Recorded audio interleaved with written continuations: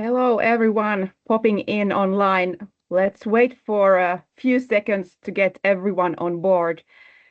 We have 400 people registered for today's webinar, so let's give it a second to get everyone on board.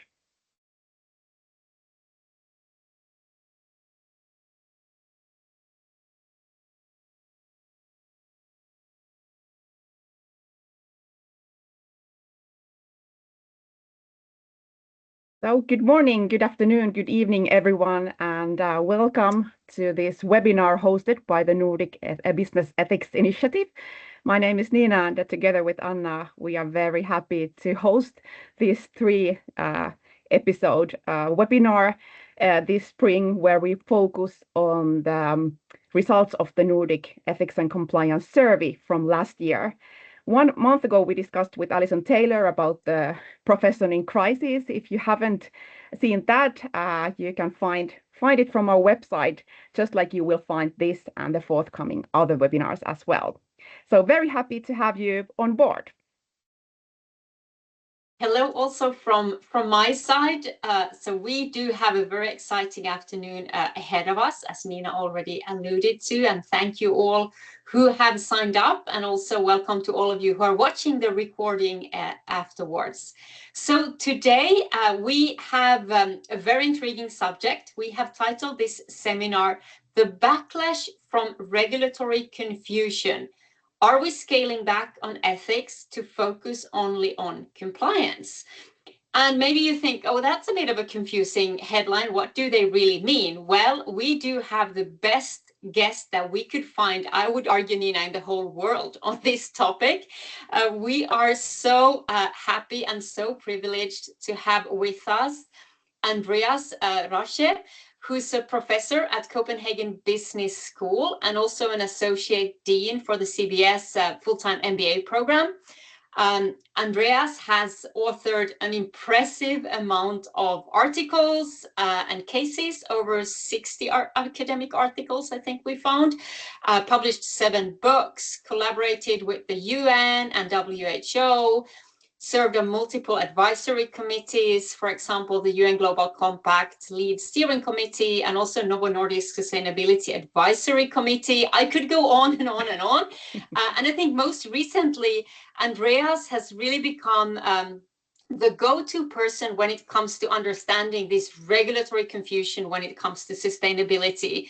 Andreas has hundreds and hundreds of followers on LinkedIn. I think his posts on this topic receives almost 1,000 likes and a lot of comments. So without further ado, Andreas, welcome to this talk, and thank you again for being with us in this talk. Thank you very much, Anna and Niina. Much appreciated for the invitation. So thanks a lot, and thanks also for the very humbling introduction. I appreciate it. Well, that's not humbling. It's true, right? So thank you again. And so to set the scene and to get started, we wanted to ask you around this regulatory confusion, as we have decided to title this, which to some extent, may cause companies to reassess their priorities and also maybe weakens trust in regulatory bodies. But could you explain a little bit more, what are we going through here? What is this regulatory confusion, and what does this mean specifically for us working with companies? Yeah, thank you. I think maybe to start out, before we move to the companies, we should kind of take a broader look where all of this comes from. And obviously it started, I would say in 2024, roughly after the EU election, right? This was the first signs when we kind of saw that the EU is pushing in a slightly different direction on sustainability, but also some other topics. And this then kind of institutionalized into these many omnibus packages And I think at the end of the day, you're absolutely right when you talk about regulatory confusion, because what we have seen is not just, the EU calls it simplification, I would call it deregulation in a lot of different contexts. It's not just that, it is also this political gaming and this endless back and forth on a lot of the regulations. A good example is the deforestation regulation. It has been now delayed twice. And obviously you don't win trust by businesses in exactly that way. You actually undermine an agenda, and you undermine the credibility also of an agenda. And I think this is something cognitively that we need to that we need to realize here. And then, of course, when it comes to the company, it depends quite a bit on who you ask, because companies are affected in very different ways by this, right? I mean, I talk to companies regularly. Also, we do quite a bit of training here at CBS, workshops with companies. And it really depends on who you ask. I mean, those companies that are still in scope, I think for them, it's mostly about rethinking how they view compliance, because of course they are still within the scope of the law. So they have to kind of, I think, move from compliance as an obligation towards more compliance as a strategy. And I think there's a difference between both, right? Because compliance as an obligation, and that was very much what we saw prior to 2024, where the EU kind of said, look, we will have all these kind of regulations and you need to comply. And a lot of people said, okay, fine, we do that. But there was not a lot of strategic thinking behind that. So I think those companies that are still in scope, they need to think strategically about where do we want to take this? Do we actually still get access to the necessary data when, for instance, we talk about the CSRD, right, due to the value chain caps that are involved? And of course, most interesting is or are the out-of-scope companies. What happens to them? Because they now need to think more strategically about the expectations that are raised towards them. So, I mean, if you're an out-of-scope company, you cannot just simply say, oh, you know, we are out of scope and that's it. And this is also not what I'm seeing happening in practice. I mean, lots of companies think really hard about that, right? I mean, so how should we react to it? Yeah, no, it's very so many different considerations to unpack here, and we'll come back to the kind of out of scope companies a little bit later as well. And I feel sometimes, and maybe I'm going a little bit too far, but I feel that, you know, before 2024, 2023, there was some kind of consensus that corporations do have a certain responsibility in terms of how we make profit, right? So we cannot jeopardize societies and just pollute the environment, but need to think about these externalities, even if they are not fully regulated. So there, you know, we were working with this with some form of consensus around corporate responsibility, but now somehow I see that even is being questioned, like, do corporations even have a responsibility to? So sometimes I feel we're not only going a few years back, but jumping 10, 15 years back. I don't know if I'm taking it too far, or is this something that you see as well? Yeah, I think you're right. I mean, during von der Leyen 1.0, as some people call it, I think there was also a certain ambition around that, right? And I think maybe I would more use the word ambition here. I mean, it was clear Europe had an ambition. We wanted to be seen as the rule setter with regard to sustainability regulations in the world. Corporate responsibility really was something that was important. We kind of said, look, I mean, we will be the first region in the world with a due diligence law. And I think there was some ambition behind this agenda. And this, of course, got completely lost. I mean, nowadays, you still have sustainability discussions and you also still have regulations coming, but they are framed completely differently, right? I mean, nowadays, it's not about ambition anymore. Sustainability and responsibility are more a means to an end, I would say. A means, for instance, to become independent of fossil fuel dependencies with regard to everything that is happening geopolitically right now, right? I mean, just look at the recent invasion, or not the invasion, I mean, well, in a sense, it is an invasion of the EU, US and Israel in Iran, and what it did to energy markets. So I think in that sense, we see quite a different framing of the entire debate, and I think we are lacking moral ambition, if we maybe want to use that word.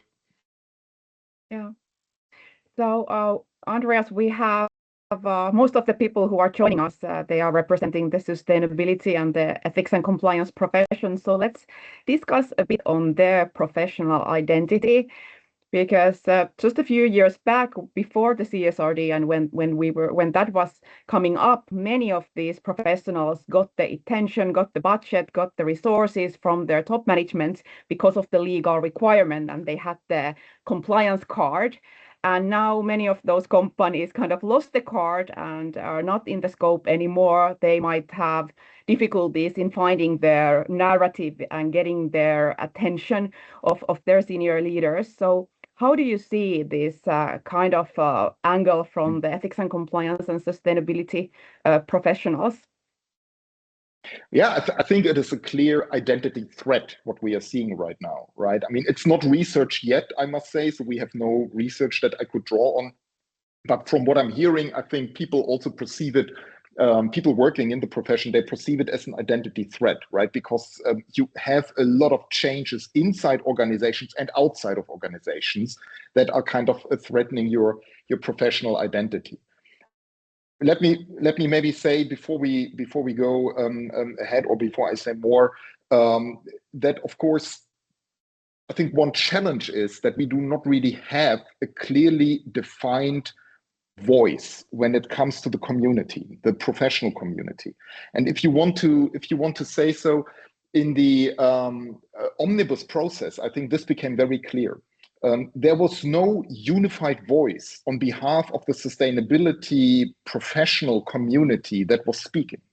And I think that was a clear problem because, of course, businesses, they have their voices. They have the business associations, trade unions have their voices, NGOs have their voices, but the sustainability profession, in a sense, didn't have a voice in all of this. So I think that is an important observation, I think, and I know that right now there is an association that is being set up, and a global association around sustainability professionals, and I think that is a welcome development.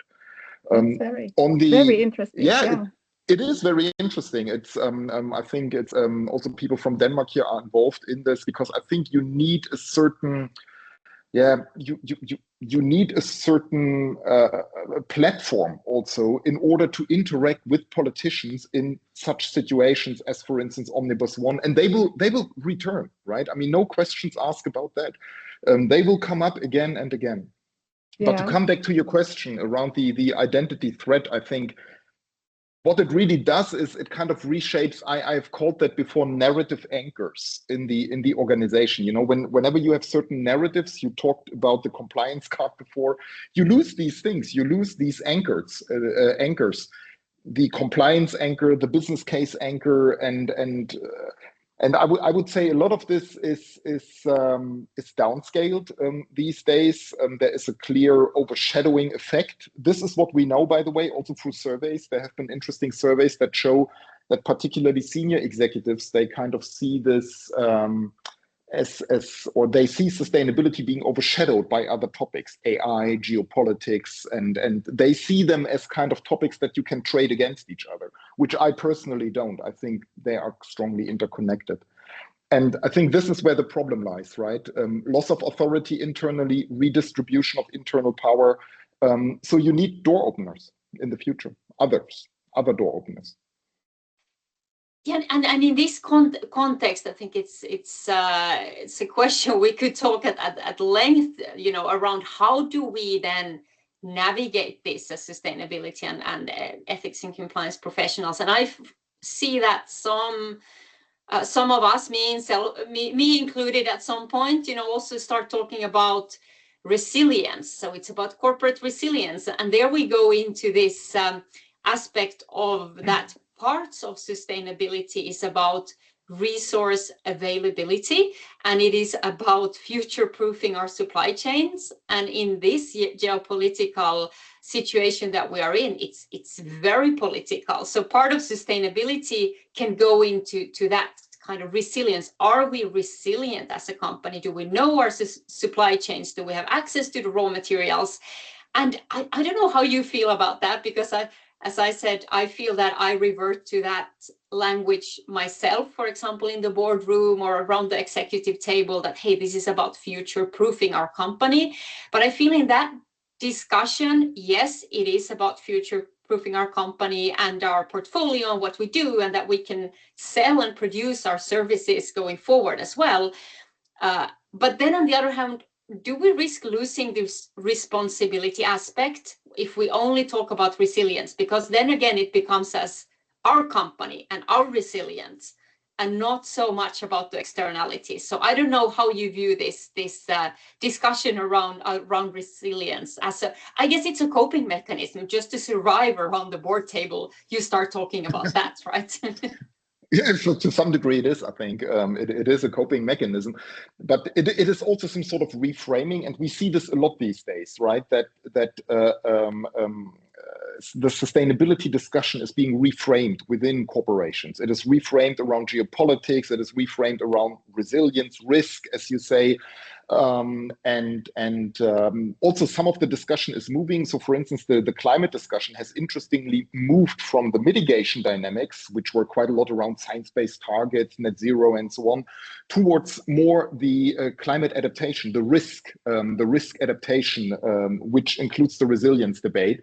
So I think there is nothing wrong with reframing, relabeling, as long as it keeps the topics on the agenda. What is important, I think, is that whenever you relabel, you need to do it in a way that you really also live up to the topics, right? It cannot just be an empty relabeling, because then, of course, you run into authenticity problems. So in that sense, I think the relabeling is important in order to keep things on the agenda. I see it quite a bit. Surveys also support it, but it needs to be done carefully, because otherwise you might run into problems, that people ask you internally, yes, I mean, but what are we actually discussing here when we discuss resilience? Do we really discuss resilience, or do we discuss the same as before, just under a different header?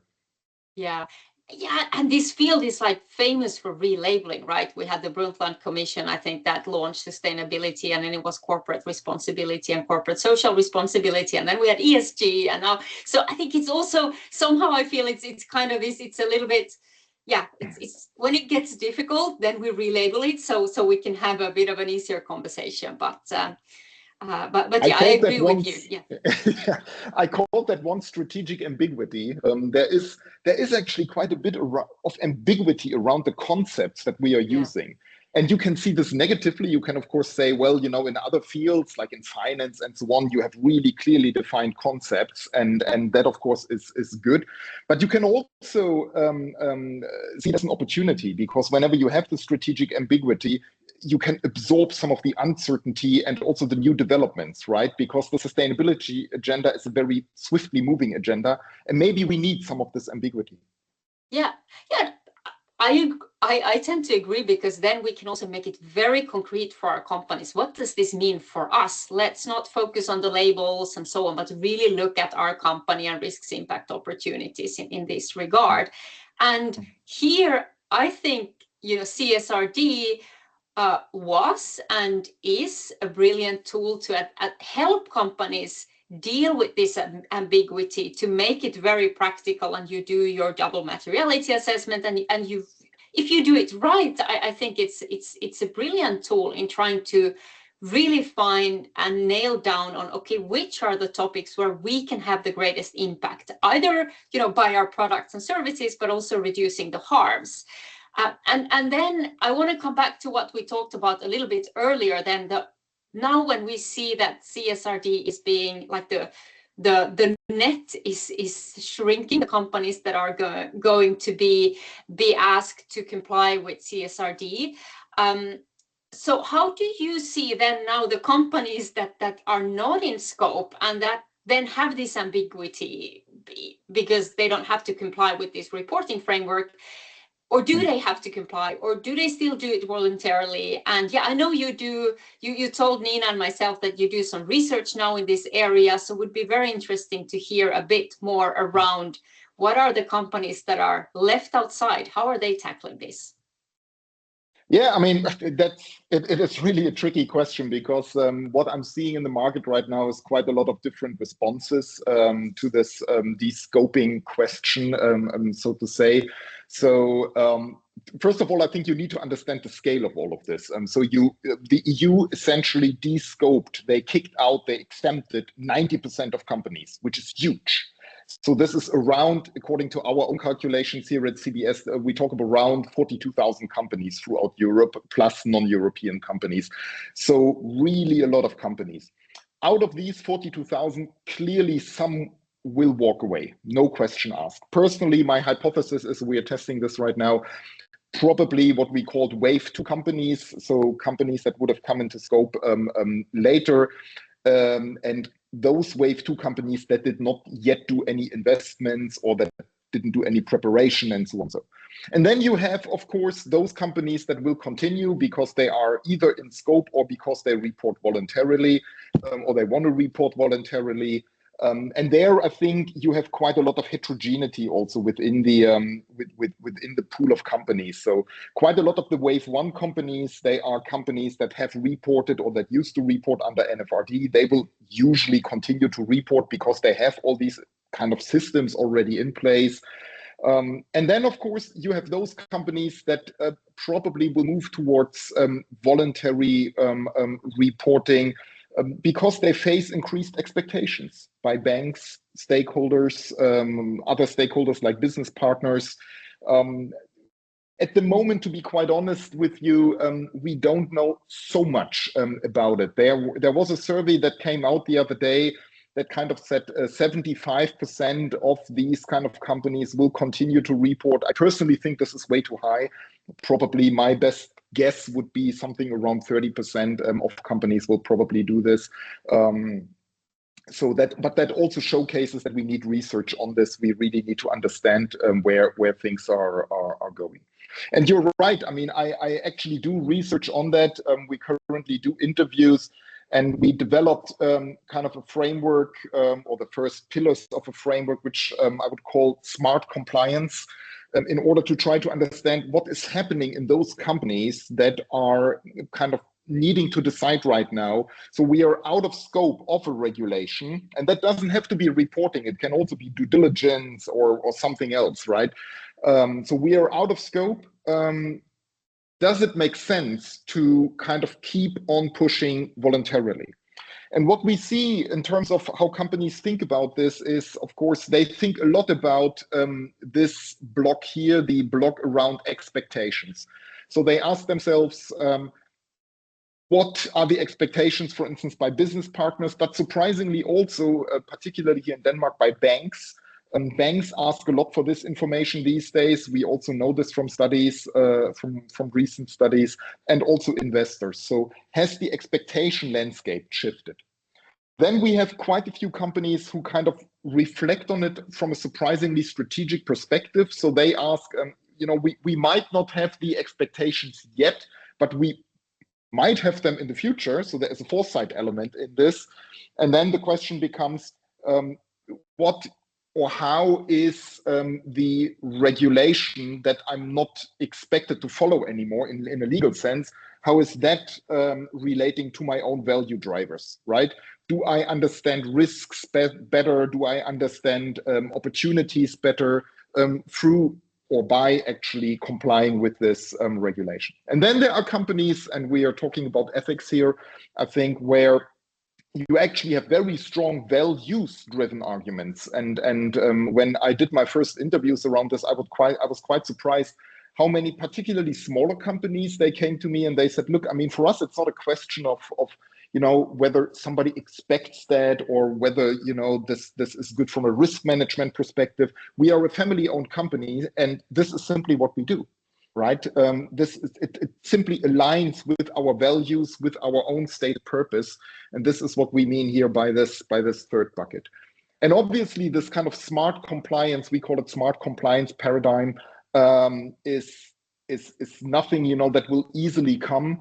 Companies always do cost benefit analysis, but in particular, I think once you have supportive corporate governance, once you have a supportive board, once you have supportive tools, tech tools, AI tools that bring down the cost of regulatory compliance, and once you do this in a very focused way, once you comply smartly, voluntarily, in a very focused way, I think you get to the good things, and you can actually balance quite nicely, what the market expects of you and what stakeholders expect of you, and your own obligations.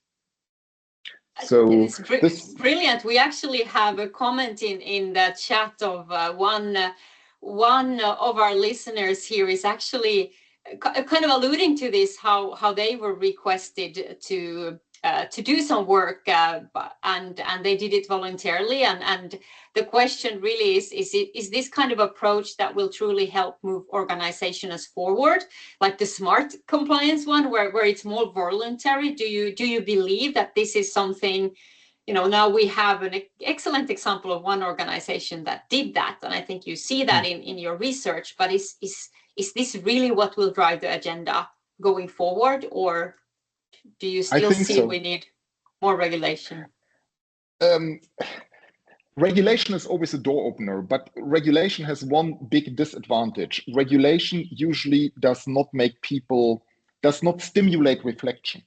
What we just talked about stimulates reflection. It is, in a sense, hard managerial work, because you need to get together as a team of executives. You need to stick your heads together in a company, and you need to discuss these things. And I think this is the problem I saw also, with the original CSRD, where lots of people said, well, you might not like it, but this is what the law says. And maybe that was the problem, right? That this kind of cut off reflection in a lot of companies where reflection actually should have happened. So in a sense, with this smart compliance paradigm, I think you will, of course, not get the same kind of scale as through regulation. But I think once a company has decided for it, it is probably more sustainable than with pure legal compliance. Yeah, I tend to agree. I usually say, legal compliance, mere legal compliance has never been a great business strategy, right? It's kind of the baseline for all companies. You have to find your competitive edge. You do that business-wise as well. Like how do we create value here? Yeah, obviously we need to follow the rules and regulations, but that's not usually how we create value. So yeah, you mentioned you're doing this study. Is it open right now? Is it so that companies can enroll? If we have somebody here on the line that wants their company to be part of this study, is there a possibility for that? No, we don't enroll companies. We usually contact them from our side because we need to ensure a certain representativeness of the underlying samples. So that's why we invite the companies and kind of don't have it as an open enrollment strategy. Yeah, but if somebody's interested, can they drop you an email, or They can certainly drop me an email. No, of course, they can always drop me an email or LinkedIn. And I'm always curious to hear, how these dynamics play out in companies. Because what we are, from a research perspective, are really interested in is, before we go into quantitative research, we first need to understand the field, because you cannot ask good survey questions if you don't understand the field. And I think this is right now kind of the period in which we are. We are trying to look at different cases. We're trying to compare cases and trying to really understand what is actually going on in companies, right? And based on this, then once you understood this, you can then ask questions, and you can scale the research through survey techniques, and get hopefully robust answers. Cool. Yeah, I think we have another question that relates to the role of compliance, and I was just gonna come to this point, because I think ever since we established the Nordic Business Ethics Initiative, we have been discussing what is the relationship between the ethics and compliance functions and the sustainability functions, and we have seen the evolvement over the couple of decades on how these functions have evolved, and we have a lot of arguments on how or whether and how they should collaborate and how their works are related to. So it would be very interesting, Andreas, to hear your thoughts on the kind of how these different functions work together and so on? Well, ideally, of course, they work together. But I think the precondition for this is, and I think this is usually where the problems start, is that you have clear role distinctions, and you know that you have some sort of clearly defined roles, because otherwise you have quite a bit of frictions in an organization when it comes to compliance and sustainability. So I think in a sense, you can, of course, have there are lots of bridges between both functions, particularly when you look into the kind of supply chain due diligence side and so on. I mean, then you have quite a bit of overlap between what compliance wants and what sustainability wants. The question is really, at least from my perspective, is how do you integrate these two functions? And I think this is also where we have very little literature. I think most of the literature kind of says, oh yes, we need more integration, but then they don't tell you how it's supposed to happen. So it's I would say, and this is hypothesizing, of course, you need to understand the different types of logics that prevail in these different functions. So I think compliance usually works with a kind of enforcement logic, legal logic, whereas sustainability often has a more managerial logic attached to it, like for instance through materiality assessments, right? So these two logics, of course, they don't necessarily compete with each other, but I think it's usually important to understand how the other unit, so to say, thinks about it. And then you can do many practical things. For instance, you can conduct joint risk assessments, you can conduct joint training sessions. And I think this is then where integration happens, because you build also informal networks within an organization.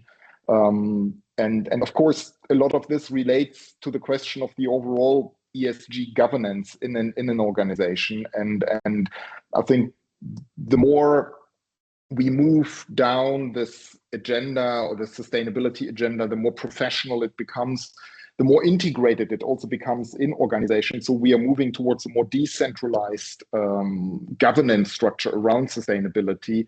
And in such a decentralized governance structure, it's really important that compliance and sustainability have good links towards the business units, right?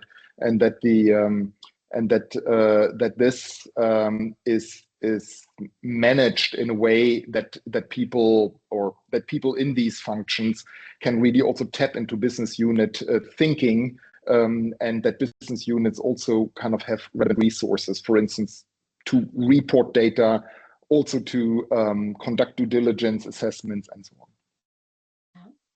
Yeah, we've noticed that in some companies, companies are, lessening the amount of the senior leaders in sustainability and then adding more people on the more junior level, which is quite interesting. And I was also thinking, because in the chat we have this question regarding the role of the compliance officers and whether the compliance people are keen on taking the broader role, or on how to be organized and what actually comes in the package of the role of a compliance officer. So it would be interesting to see your insights for the future. How do you see, what does the compliance officer and compliance teams and the sustainability teams look like in the future?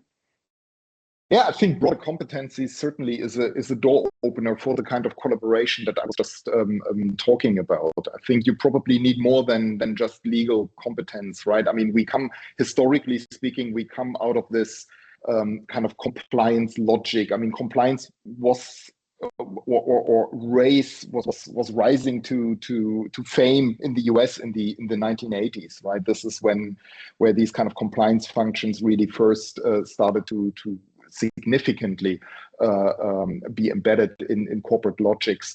So I think you need broad competencies in order to have this mutual understanding of what the other function does. So if you're a compliance officer, I think you also need training, capability development in materiality assessments, in reporting, in order to really understand what is happening on the other side.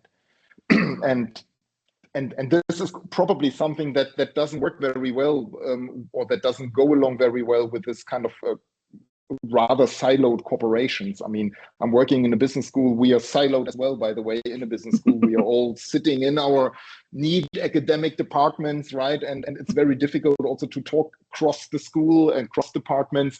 And you have the same in companies, right? It is a challenge to do this. But broad competence development, curiosity, I think these can be door openers. And to come back to how you started the question, I mean, I fully agree with you. It's also something that I see in Denmark here quite a bit, is that senior roles, particularly in the sustainability field, they are downgraded towards junior roles, right? It's something where companies believe they can save money. But this often then also means that some of the former tasks that were in the sustainability function, they move towards other functions. Like, for instance, reporting moves towards finance, right? So that's something. Due diligence moves towards compliance. So this is a logic, I think, that we've seen in recent years, and I think it has been accelerated a bit through the entire simplification discussion and the deregulation. Yeah. And before I let Anna to go on, very concrete question from the chat: how do you see the role of the Chief Sustainability Officer in the future? That's a good question, because I think there is really a lot happening in this field. And my second research project at the moment actually is with one former CSO here in Denmark, Susanne Stormer. She used to be CSO of Novo Nordisk, and then she moved on to Price Waterhouse. So we have a project together where we interview the chief sustainability officers of the largest Danish companies. So this is currently going on. And what we hear is, of course, that at least, I mean, we haven't finished yet. We haven't finalized the interview series. But one thing I think that becomes obvious is that the task profile, I think, is shifting quite a bit. It is moving away from the more technical tasks. Reporting used to be quite anchored in the sustainability function, right? Due diligence was also, for many sustainability functions, had the lead on that. These more technical tasks are kind of being reduced. And what we hear quite a bit is that the CSO becomes more, of course, a staff function, but a staff function that interacts quite heavily around the kind of strategic direction setting for the organization. At least in the bigger organization, this seems to be the case. So that's why I'm also quite hopeful that, you know, things are changing a bit in the organization with regard to how sustainability is perceived, that more and more companies, despite all the downscaling, you know, more junior staff and so on, that they also kind of see that sustainability, including also compliance, I would say, is nothing, you know, which you can just run as a side track or something as a side task. You really need to give those units, those people, the CSOs in charge, you really need to give them the necessary authority to move things together with senior level executives in the organization. And I think my take just on the organizational piece, as I have the privilege to work with these topics day to day, is that I don't think any sustainability function or ethics and compliance function have the luxury to say, oh, we have like an abundance of resources. I do think so for me, let's just talk about what we want to achieve, like what are the objectives, because there I think we will be able to find each other. Because if we talk about human rights, due diligence, these kind of topics, I feel that the outcome for how we want the company to behave is what both functions are interested in. And then I think the organizational boundaries can look a little bit different depending on the organization and where the resources sits. But for me, I see there is not an option not to collaborate, because ultimately at the end of the day, both functions want the organization to behave, to make the right decisions, and not to be tied up in a, you know, ethical or reputational crisis along the way. So I think just to find, as you were alluding to, like, do common risk assessments. I think that's a brilliant starting point, because then I think many of the teams would see like, oh, we are actually interested in the same things, and how can we do that in our organizational environment? And of course, you need to speak the same language, or you at least you need to start to share language. One problem that I've heard from other scholars who work on these topics is that as increasingly finance and sustainability need to work together, for instance, on reporting, they face often translation problems in a sense that they don't understand each other, right? I mean, the finance logic is a very, very different logic. And of course, finance sits on a lot of data that is relevant for reporting and so on. But you need to understand yourself, and that's why I think is also a social task. You need to socialize with each other. You need to understand one another, also on a more informal basis, in order then to have some lasting collaboration.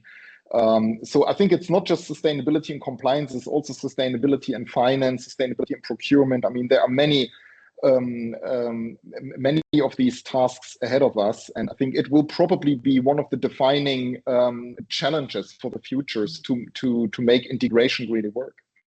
Yeah, that's a really practical takeaway, I think, for everybody on the line. Also, coming back to, we said sometimes it's a bit ambiguous. What do we mean when we say sustainability, ESG, and so on? So let's just talk to our colleagues and find a common language and define what we mean in our organization. So I think that is a very practical, hands-on, concrete recommendation to make sure we can advance these topics. We are, approaching the end here. This is a great conversation. We have a lot of questions coming in. There was one that related a bit to one thing I wanted to still make sure we have the time to discuss, which is the competitiveness piece, because now sustainability has become a lot of, well, the compliance burden, we talked about that, about extra cost, and then competitiveness. But there was a really interesting question in the chat, and I don't know if you have any insights into that, because there were a lot of startups that were created to tackle this, and now they may be out of business, right? Or the business case has totally changed for the startups that were trying to tap into this new kind of regulatory burden. So I haven't really heard about that in the competitiveness discussion, that actually there is probably a fallout from this as well. But do you have any insights there into like the sustainability startups and that ecosystem? What do you hear from that side?